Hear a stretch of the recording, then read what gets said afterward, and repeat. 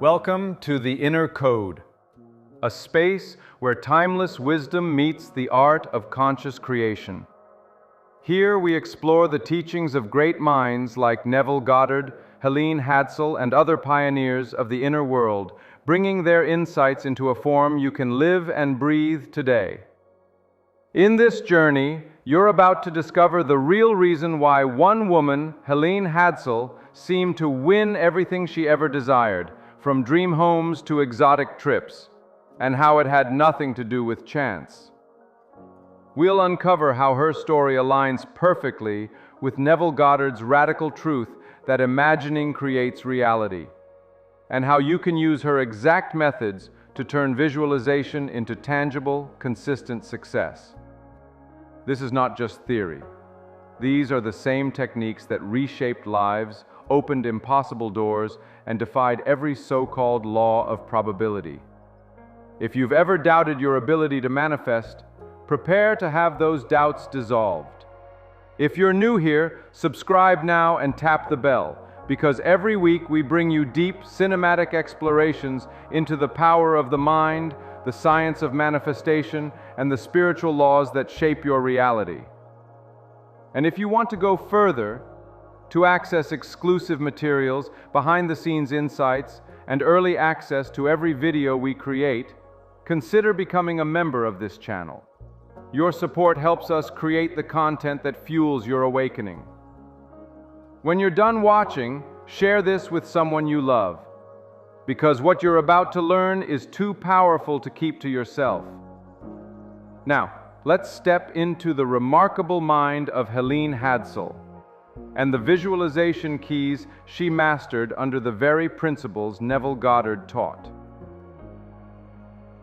Prepare to have your understanding of manifestation completely revolutionized. Helene Hadsell's story isn't just a feel-good anecdote about a woman who won contests. It is a blueprint, a direct, repeatable pattern for bending probability to your will, without strain, without luck, without anything more than the disciplined, joyful use of your imagination. Her life proved something extraordinary, that reality is malleable, responsive, and deeply personal. That the so-called laws of chance bow to the consciousness that dares to know itself as the source. And when we look closely, when we strip away the myths and distractions, we find that Helene's greatest ally was not luck at all, but the very principles Neville Goddard spent his life teaching. Imagining creates reality, and feeling is the secret. The woman who won everything. Imagine this, a young woman in the mid-20th century who seemed to win every contest she entered. Trips around the world, a brand new home, cars, appliances, cash. The kind of prizes people dreamed of, she simply collected, over and over again. Friends called her lucky. Neighbors watched in disbelief. Newspapers gave her headlines. And yet if you asked Helene, she would tell you that luck had nothing to do with it. She knew exactly what she was doing, and she could teach anyone to do the same.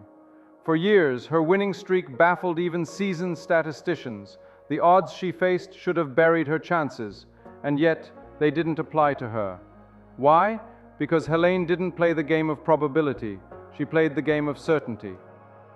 The myth of pure luck. Luck, as most people understand it, is a passive concept, the idea that blessings or misfortunes simply fall upon us at random beyond our influence. People cross their fingers, knock on wood, or wait for the stars to align. They think fortune is like the weather, something to endure or enjoy but never control. Helene shattered that illusion. She didn't wait for the wind to change. She decided exactly where the wind would blow. She didn't wonder if she'd win, she knew. This wasn't arrogance, it was alignment, a deep, unshakable knowing that the reality she desired was already hers in consciousness, and that the physical world had no choice but to reflect it. That knowing wasn't born from superstition or mere wishful thinking. It was built step by step through an internal process, the very process Neville Goddard devoted his life to teaching. Neville's revolutionary blueprint. Before we trace Helene's steps, let's pause to understand the foundation she stood upon, even if she didn't call it by Neville's name at first.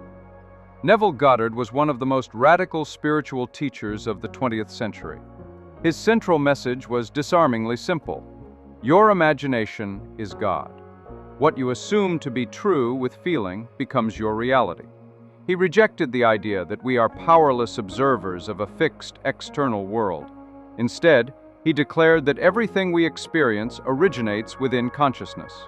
If you can imagine it and feel it as real, it must manifest. Neville taught that the key was not just to visualize, but to enter the state of the wish fulfilled, to live inwardly as though the desire were already accomplished. The state akin to sleep, a relaxed, receptive condition of mind, was his favored doorway into this creative power. In this state, the conscious mind softens, the critical faculties loosen, and the subconscious, the builder of our reality, accepts the seed of our assumption without resistance. So how does this tie into Helene Hadsell's winning streak? On the surface, contests and sweepstakes might seem trivial compared to the lofty idea of creating entire life circumstances. But in truth, Helene's wins were perfect demonstrations of Neville's law in action. She didn't try to win. She didn't hope. She assumed. She constructed in vivid sensory detail the end result she wanted, the very moment of having already received the prize, and she immersed herself in that experience until it felt more real than her current reality. And then she let it go, trusting it was done. The specifics: Helene's process. Helene didn't play vague games with the universe. She was specific. If she entered a contest for a new car, she didn't just think it would be nice to win. She would choose the exact model, color, and features. She would picture herself opening the driver's side door, smelling the interior, feeling the steering wheel beneath her hands, hearing the satisfying click of the gear shift. If it was a trip, she imagined the warmth of the sun on her skin at the destination, the sound of waves on the shore, the taste of the local cuisine. Her imagination wasn't a flat mental picture. It was a living, breathing scene she could step into and experience with all her senses. This was Neville's teaching in pure form, to inhabit the end. The bridge of incidents. One of Neville's more subtle teachings is that the physical path from desire to manifestation doesn't need to be, and often can't be, logically planned. He called this the bridge of incidents. Once you have assumed the feeling of the wish fulfilled, life begins to rearrange itself. Seemingly unrelated events and coincidences line up, leading you naturally to the fulfillment of your desire. Helene experienced this repeatedly. After doing her visualization, the how was never her concern. Contest forms would appear in unexpected places. A friend would mention a sweepstake she hadn't heard of. Deadlines she'd nearly missed would be extended. The right conditions always presented themselves, not because she hunted for them, but because she was already aligned with the outcome. The power of the feeling. Here's where most people misunderstand visualization. They think it's about seeing the goal in your mind's eye. But Neville and Helene's results prove that the image itself is secondary. What matters is the feeling that accompanies it. Helene's visualizations weren't sterile. They were drenched in emotion, joy, excitement, gratitude. She felt the victory before it arrived, and that emotional certainty overpowered any doubts. When doubt did creep in, she didn't fight it directly. She returned to her scene. She let the feeling of already having it dissolve the question of, will I get it? Because in her inner world, she already had. Why it worked so consistently. People who manifest once in a while often think they got lucky. But consistency requires something deeper, a disciplined mental diet. Helene guarded her inner conversations. She didn't speak about losing or about slim odds. She didn't contradict her assumption by joking about her chances. She lived as though the win were inevitable, because in her mind it was already fact. This mirrors Neville's insistence that the world is a mirror reflecting our dominant assumptions. Change the assumption, and the reflection must change. As we move forward, we'll step deeper into Helene's method, unpacking exactly how she built her reality from the inside out, and how you can do the same. Whether your goal is a contest prize, a new career, a dream home, or a life that feels truly yours. Because the truth is, the universe doesn't care if your desire is big or small. It only responds to the state you occupy. And once you learn to occupy the state of the wish fulfilled, as Helene did, you become, in Neville's words, the operant power. Helene Hadsell understood something most people miss. Specificity is not a limitation, it's a magnet. When you choose exactly what you want, down to the finest detail, you send a signal to your subconscious mind that this isn't a vague fantasy, it's a decision. Step 1, choosing the target. Helene's first step was always clarity. If she wanted to win a trip, she didn't just imagine going somewhere nice. She would pick the exact destination. Hawaii, Paris, Rome.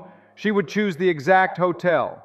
She would imagine the smell of the lobby, the texture of the sheets in her room, the way the light would fall across the balcony in the morning. In Neville's language, this is defining the end.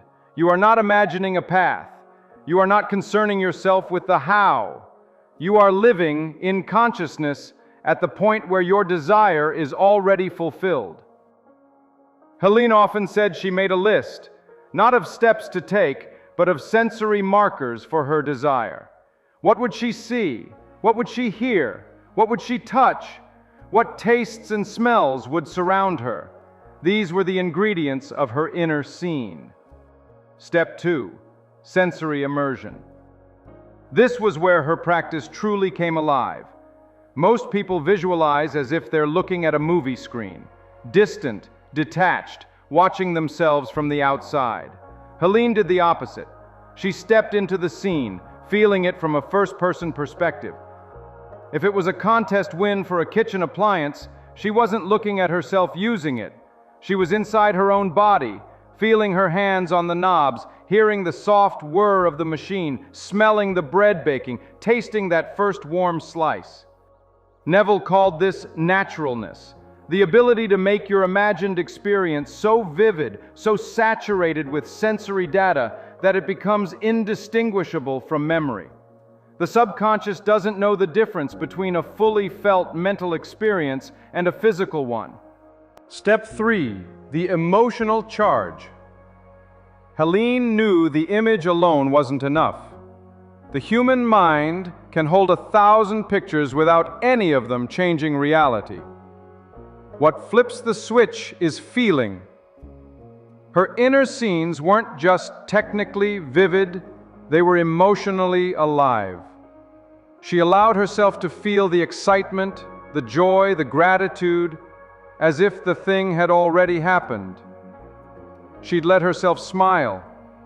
She'd feel her heart race. Sometimes she'd even laugh out loud while sitting in a quiet room, because the inner scene was so real to her. Neville often repeated, "It is not what you want that you attract. You attract what you believe you already have." Helene embodied this perfectly. Her visualization wasn't a rehearsal for the future.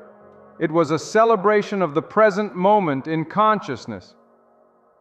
Step 4, the release. After she finished her visualization, Helene didn't cling to it. She didn't go around all day thinking, "I hope it works." She trusted it was done. This is where most people sabotage themselves. By reintroducing doubt, checking the progress, or constantly wondering if their desire is on the way. Helene lived her life as if the matter were settled. She didn't keep planting the seed and digging it up to see if it had sprouted. Neville called this letting it be, allowing the subconscious to work out the bridge of incidents without interference from the conscious mind. Step 5, recognizing the bridge. Helene's faith was so complete that she saw even the smallest coincidences as part of the unfolding. If a contest deadline changed, she saw it as a sign the universe was rearranging itself for her. If a friend handed her an entry form she hadn't heard about, she took it as confirmation. She didn't look at events and think, "Is this it?" She thought, "This is part of it." This mindset made her unstoppable. She was not chasing proof. She was gathering evidence of what she already knew to be true. The contest that defined her process. One of Helene's favorite stories was about a dream home contest. The prize, a fully furnished, custom-built house. She didn't just think about the house, she walked through it in her mind. She felt the coolness of the tile under her feet. She heard the creak of the front door as she stepped inside. She saw the sunlight streaming across the living room floor in the late afternoon. She lived in that house mentally long before the contest ever ended, and when the winner was announced, it was her name. Neville would have smiled knowingly at this, for in his words, "The world is yourself pushed out." Helene had occupied the state of being the homeowner so completely that the physical house had no choice but to meet her in the world of form. Why sensory and emotional detail matters. Helene often compared her method to tuning a radio. If you turn the dial only halfway, you get static. If your image is vague, your emotion weak, the signal is unclear. But if you tune it with precision, the right station, the right frequency, you get perfect reception. Neville described this in terms of faith. Faith is not blind, faith is experienced. When you can smell the bread in the oven of your dream kitchen, or feel the fabric of the dress you've won, or hear the applause of the audience in your success, you are living the experience before it arrives. And because the subconscious cannot distinguish between vividly imagined reality and physical reality, it begins to move heaven and earth to make your outer world match your inner state. Guarding the inner state. But Helene also knew that even the most vivid scene could be undone by careless thinking. She practiced what Neville called mental diet, the disciplined refusal to indulge in thoughts that contradict your desire. If she caught herself wondering, "What if I lose?" she would stop, return to her scene, and feel the satisfaction of already having won. She didn't argue with negative thoughts. She replaced them. She knew that every mental conversation she had with herself was planting seeds, and she made sure those seeds matched the harvest she wanted, living from the end. The most profound part of Helene's practice was how she lived between visualizations. She didn't spend all day obsessing over her desire. She simply moved through her day as if it were already hers. Neville often said, "Live in the end, and you will bring about the end." Helene didn't just understand this, she made it her lifestyle.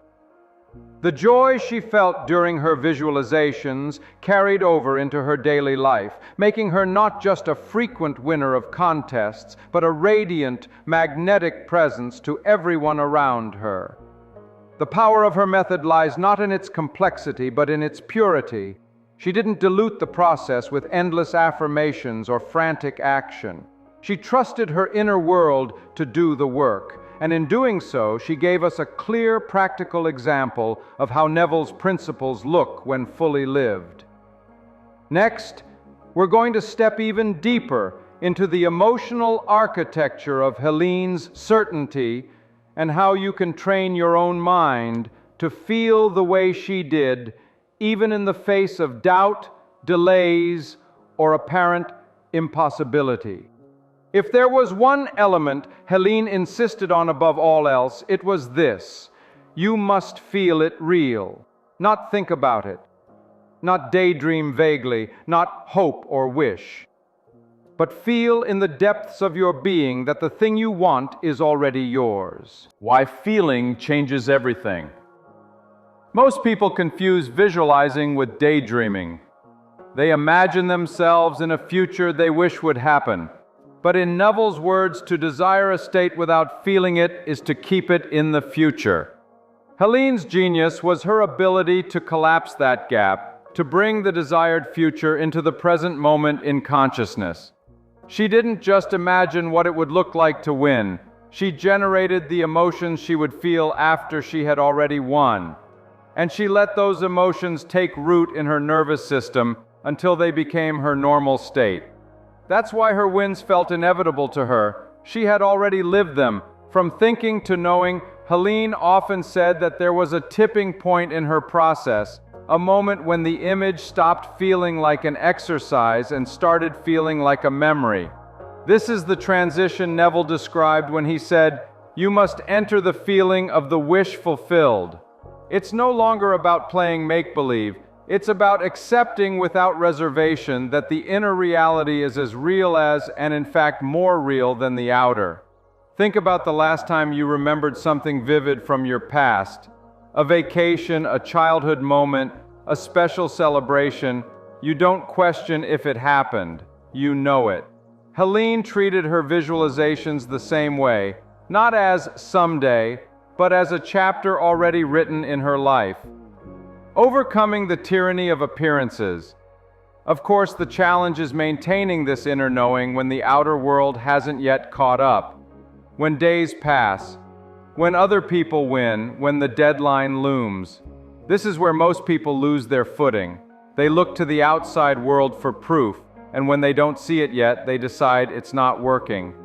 Helene didn't do this. She understood deeply that the physical world is a lagging indicator. Neville compared it to looking at a reflection in a mirror. You can't change the reflection by working on the mirror. You change it by changing yourself. So when the evidence didn't yet match her inner vision, Helene didn't panic. She didn't waver. She doubled down on the feeling. She refused to let the mirror dictate her state, using doubt as a trigger. Here's a technique Helene shared that many overlook.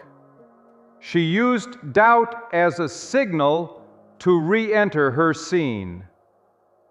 Whenever she felt uncertainty creeping in, the "what if it doesn't happen" voice, she didn't argue with it. She saw it as a reminder, time to feel it real again.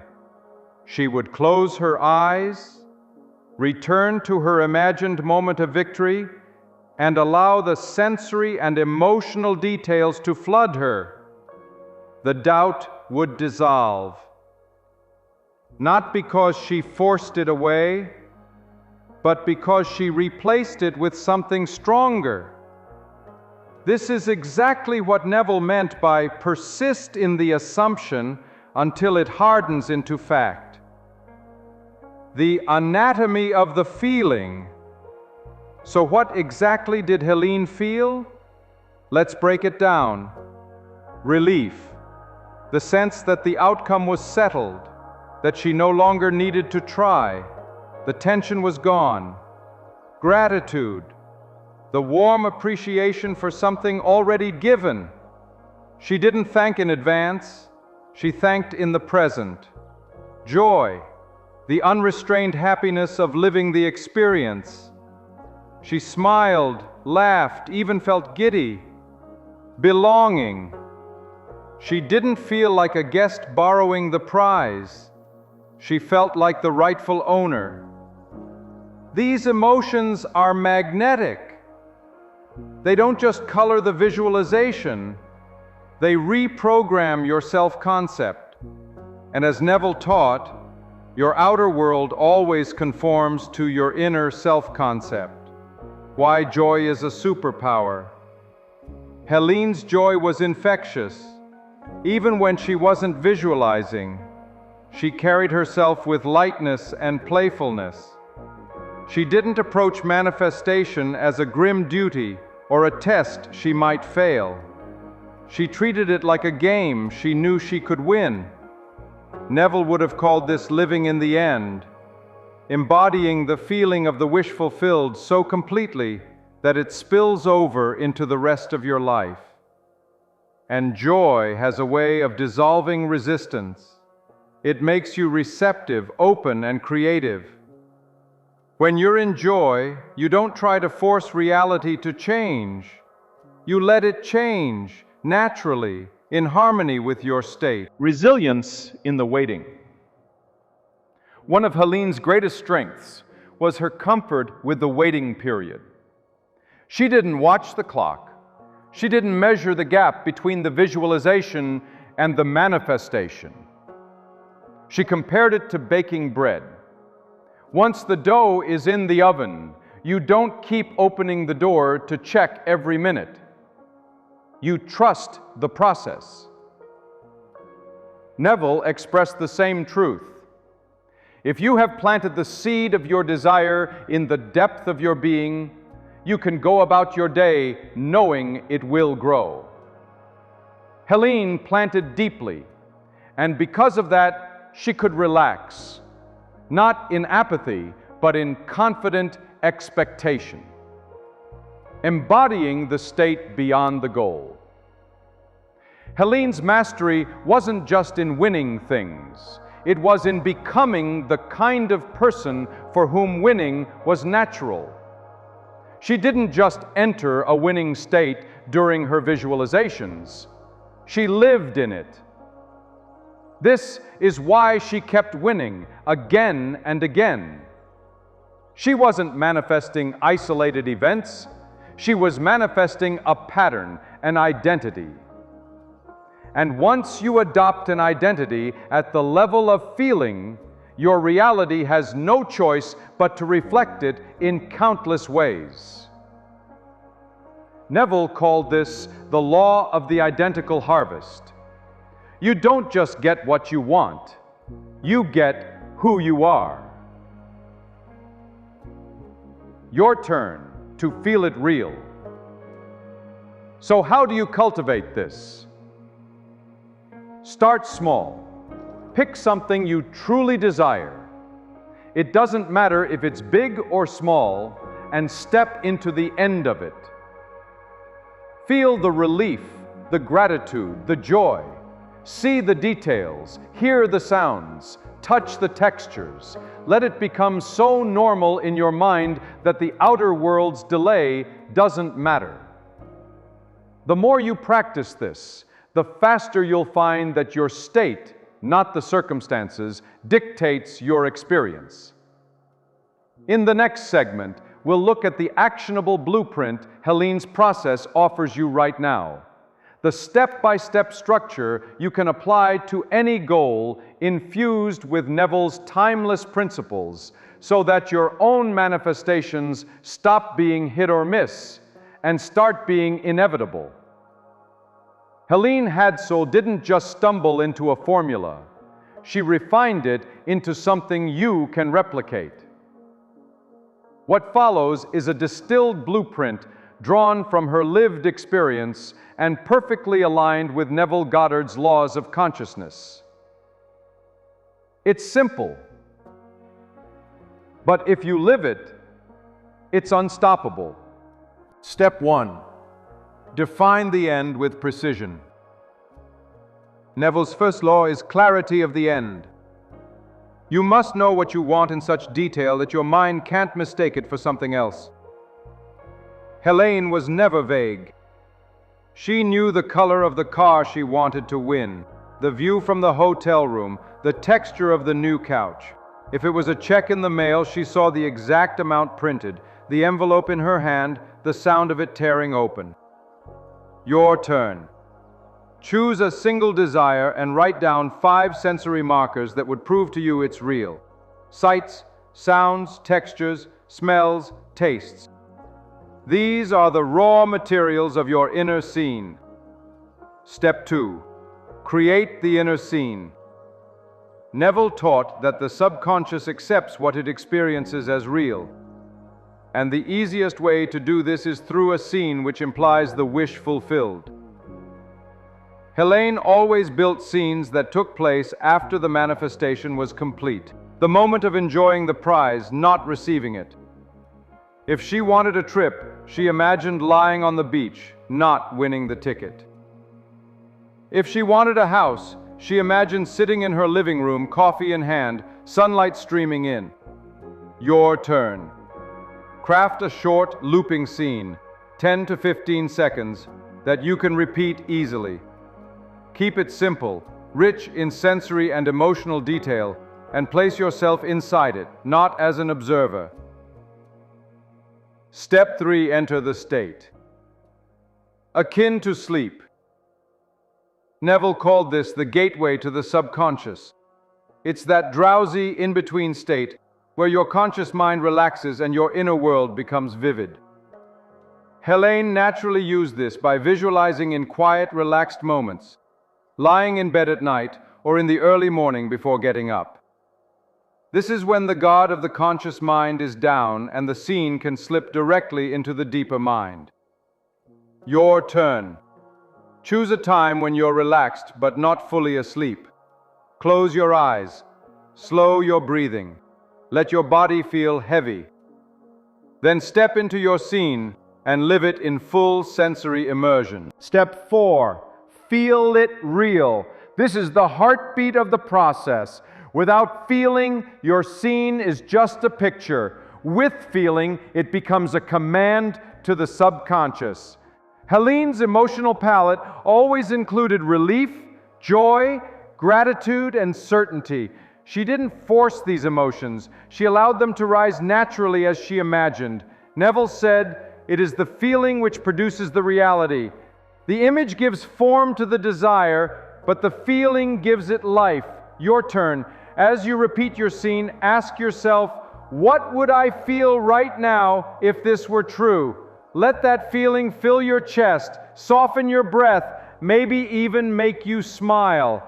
That's the signal. Step 5, release the how.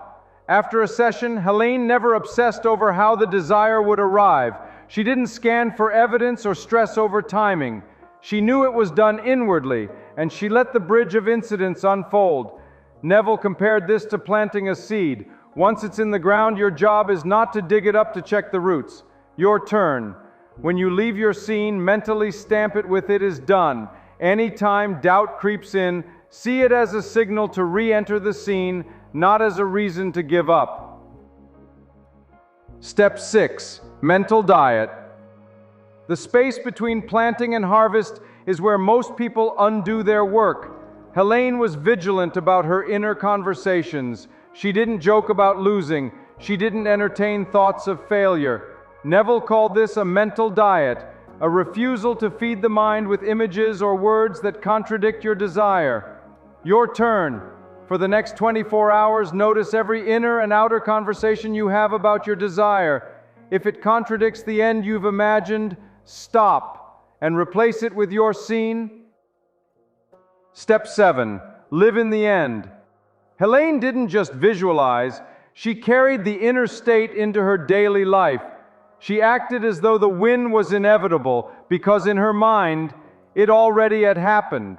Neville urged his students to live from the end, to think and feel from the place of already being the person who has what they desire. Your turn. Ask yourself throughout the day, if it were already mine, how would I feel? How would I act?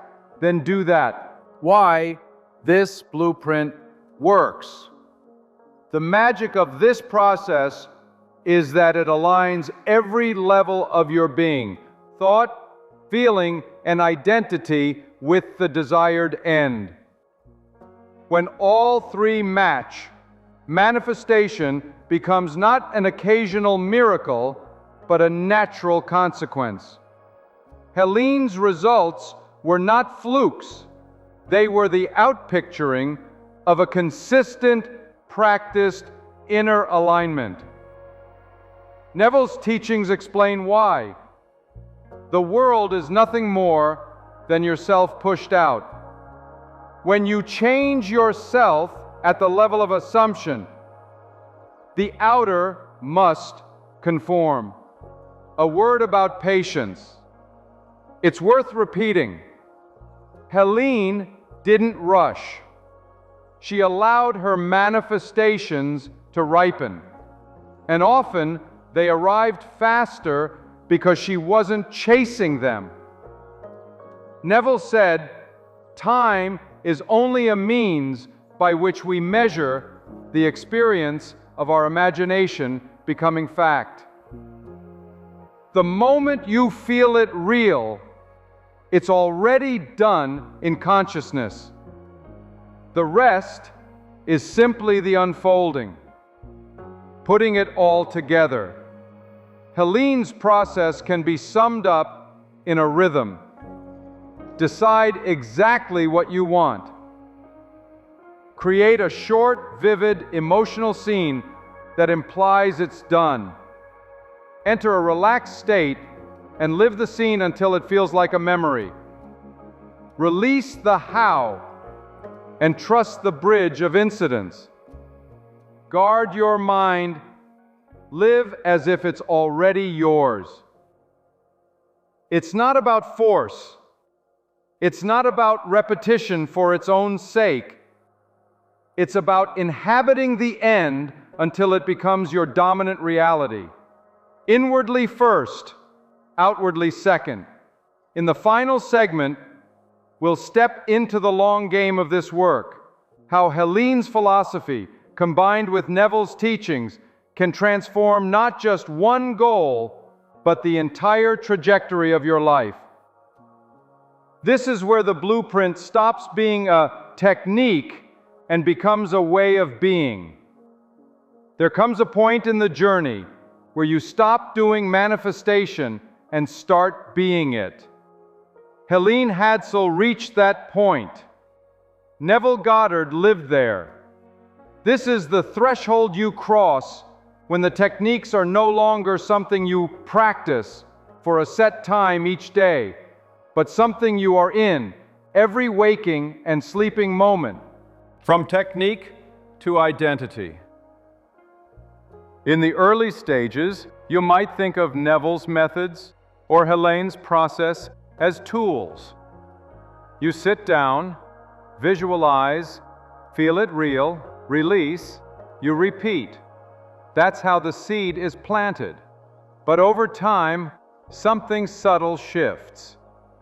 You start to notice that you no longer have to remind yourself to live in the end. It's simply how you view the world. Your desires no longer feel far away. They feel inevitable.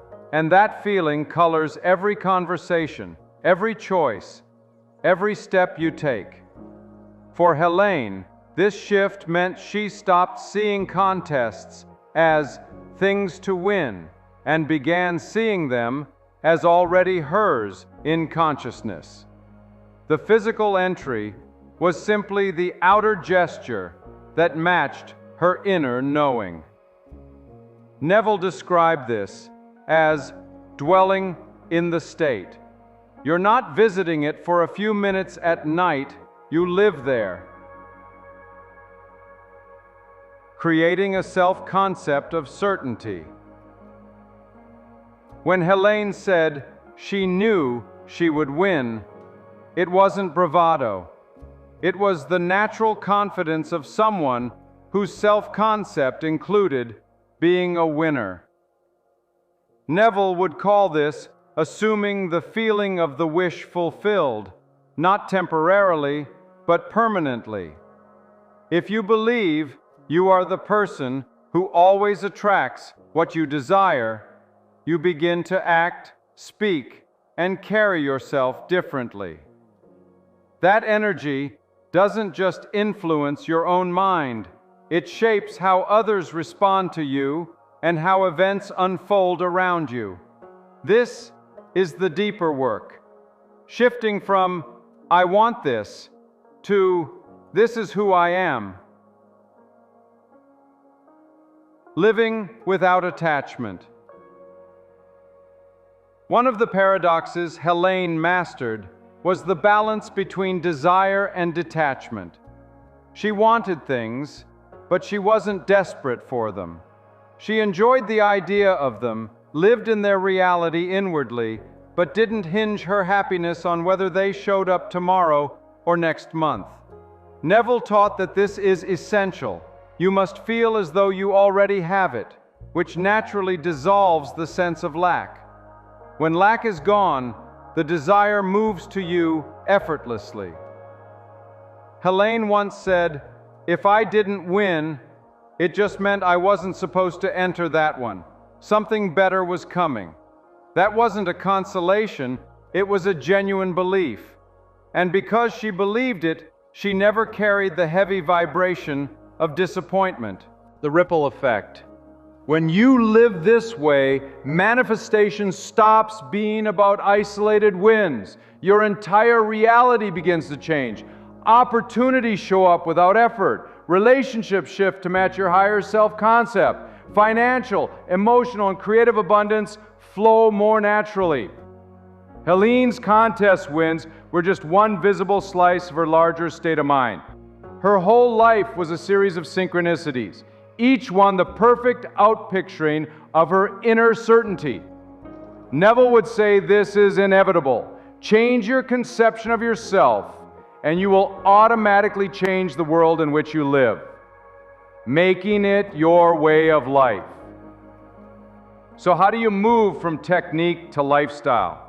You integrate the principles into your automatic thinking. Here's how. Begin and end each day in the state of the wish fulfill. As you wake, before the mind starts racing, step into your desired reality. As you drift to sleep, let your last thoughts and feelings be from the place of already having it. Use daily triggers to re-enter the state. Waiting at a stoplight, washing dishes. Use these moments to replay your inner scene. Guard your words. Speak only from the reality you desire, never against it.